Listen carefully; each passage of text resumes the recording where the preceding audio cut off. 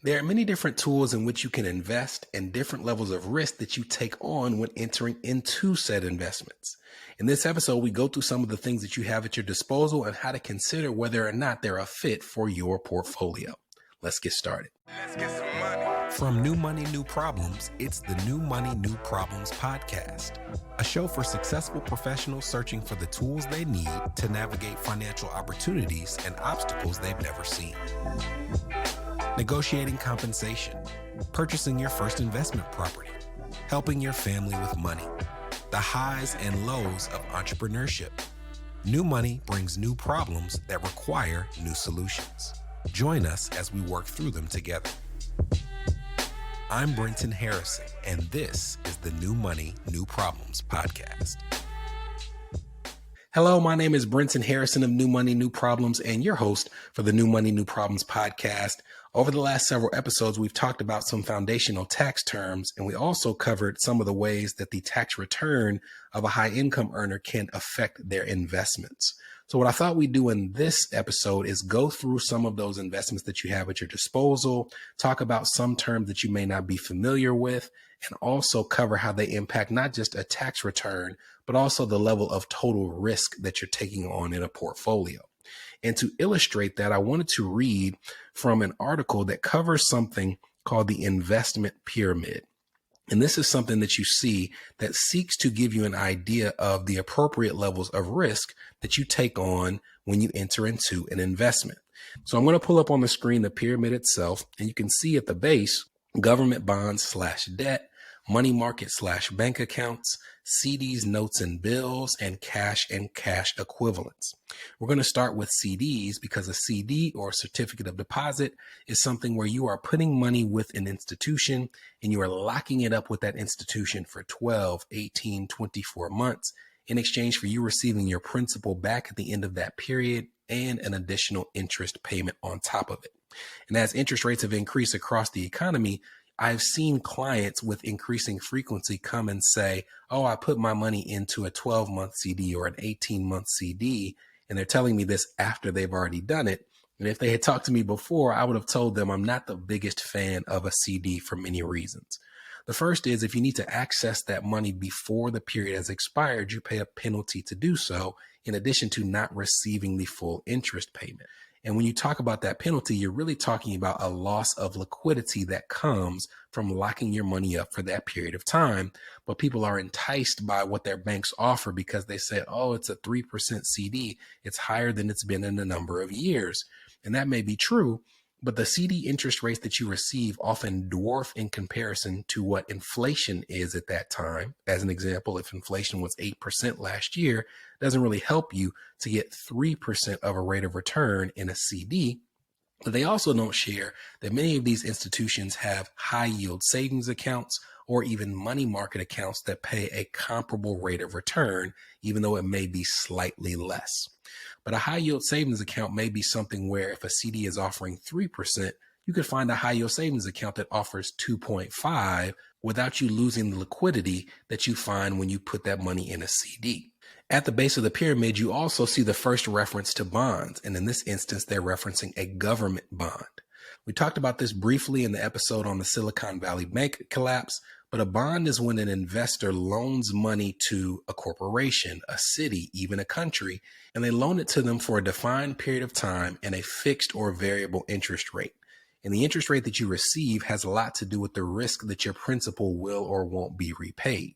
So the reason that government debt is at the base of this pyramid is if I buy a government bond for, say, 10 years, the risk that the government can't repay my principal at the end of that period is slim to none. Now let's go to the middle of the pyramid where you see your first reference to real estate. You see equity mutual funds. You see large / small cap stocks. You see high income bonds and debt. And high income bonds would be an example of instead of you giving money to the U.S. government as a loan, maybe you're loaning it to a corporation, and that corporation's finances are not as secure as the U.S. government. So because of that increased risk to your principal, they have to pay you a higher rate of return to compensate you for locking your money up in that debt instrument. When it comes to equities, those are things like stocks. So let's cover what a stock is. A stock is when you buy ownership in a company by buying their shares. And when you buy that share, you're also buying a percentage of ownership based on the value of outstanding shares. As an example, if I have a company that's worth $1,000 and I have 10 shares of stock, each of those shares is worth $100, but it also represents 10% ownership in my company. So if a person buys 2 shares, it's worth $200. They're also 20% owner, and they're hoping that the value of my company increases. So if the value of my company increases to $2,000, they still own 2 shares, but now their value of those shares has doubled. Now, some people will sell one or both of those shares and they will pocket the profits, and that's how they'll make money based on stock investments. They wait for a company that will increase in value and then they sell all or a portion of their investment. Others profit from stocks by investing in stocks that pay dividends.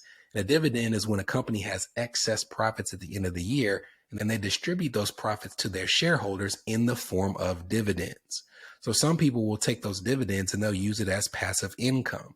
They'll invest in companies that have a long history of paying them, and they will live off of those dividends, especially in retirement.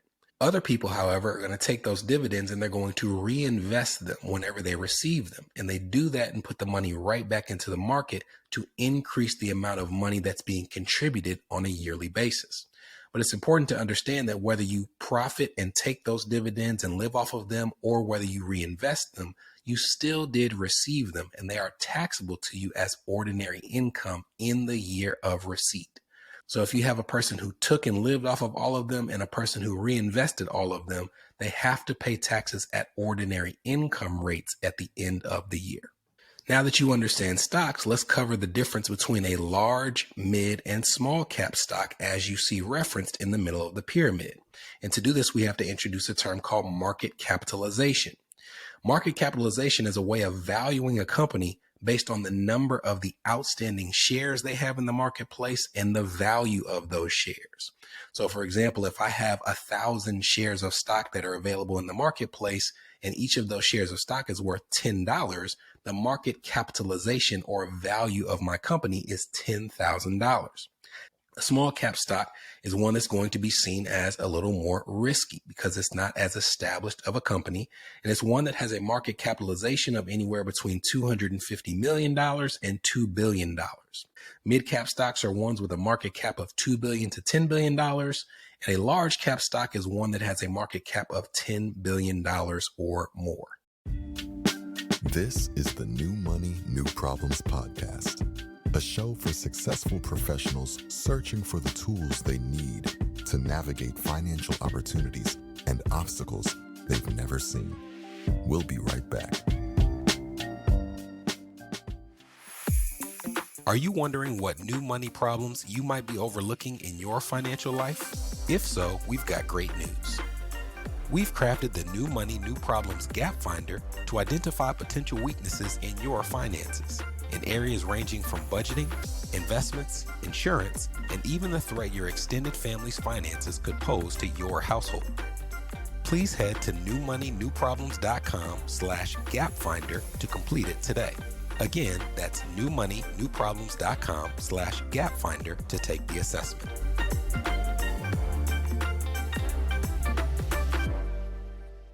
You're listening to the New Money, New Problems podcast. Subscribe now at newmoneynewproblems.com. Welcome back. So we've covered bonds, we've covered stocks, and now we can cover mutual funds. Because unlike a bond where you're lending money to an institution, unlike a stock where you're buying ownership, a mutual fund is when you put your money in a pool of investments with other investors, and that money is invested in a basket of securities that could include stocks and or bonds. So you have bond mutual funds, you have equity mutual funds, you have things like index funds where instead of paying a team of people to choose your investments, you're just tracking a certain segment of the market. So for example, there are indices like the S&P 500 that invest in the 500 companies on the US stock exchange with the biggest market capitalization. You also have managed funds, which are a team of investors who are deciding in which companies they will or won't invest on a given year. And you even have exchange traded funds. And exchange traded funds mirror the activity of a mutual fund and also a stock. And the reason I say that is because, like a mutual fund or an index fund, there are tons of companies that exist in an exchange traded fund.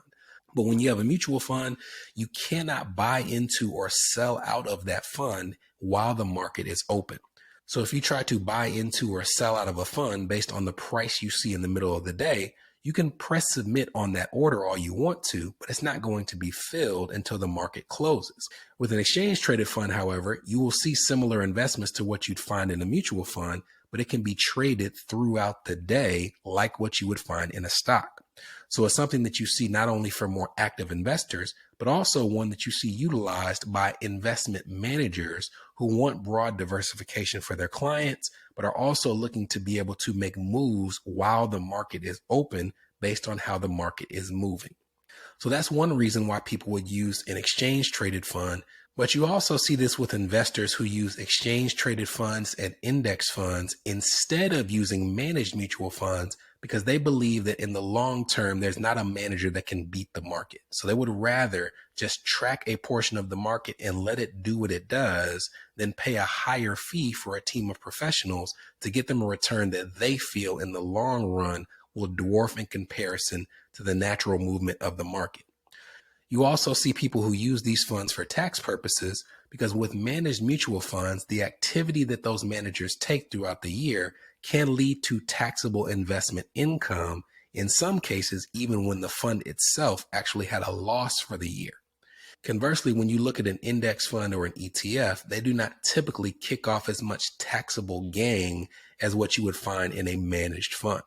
And this taxable element is an important concern, not just for mutual funds, because you see this risk and reward even with things like the government bonds that we talked about, because you have high income earning taxpayers where it's not just the return, it's what is the result of that return in terms of their taxable investment income. And those considerations can dictate in which they invest. Let's say that I live in New York City and I buy a municipal bond from the city of New York.